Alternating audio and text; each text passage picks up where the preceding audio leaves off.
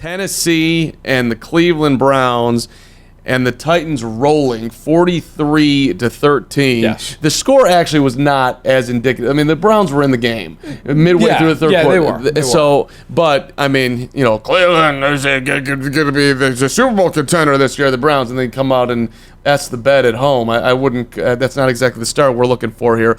Baker picked off 3 times in the fourth quarter alone. But it's a good win for Tennessee on the road. I guess we give them some credit, right?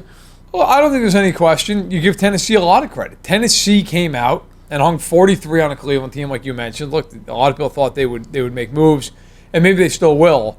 The bottom line is for Cleveland, and I said this, I've written this a bunch of times for us, I've said this on radio spots, the only way the Cleveland Browns go really south this year, because of all talent they have, is with a poor start, because they have no experience.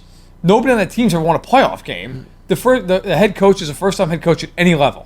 So if it starts well, look, we all know things start well, they tend to snowball, guys get confident, so on and so forth.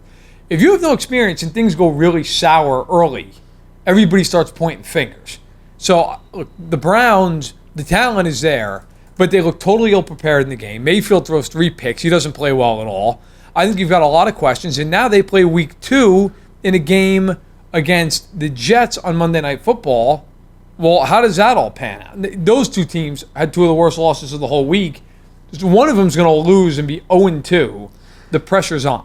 Yeah, and look, Cleveland, for the record, I just want to get the stat out there. 19-1 in openers going back to 1999. Oh, it's incredible. Yeah, that's amazing. Yeah, and I think they haven't won an opener since 2004. If memory serves. I wrote this in a column actually like a week ago. I don't think they've won a preseason opener since 20. It doesn't even seem possible.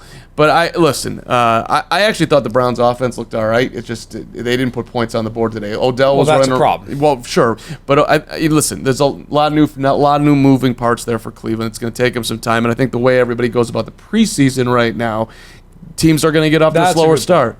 That's a good point. There's no question.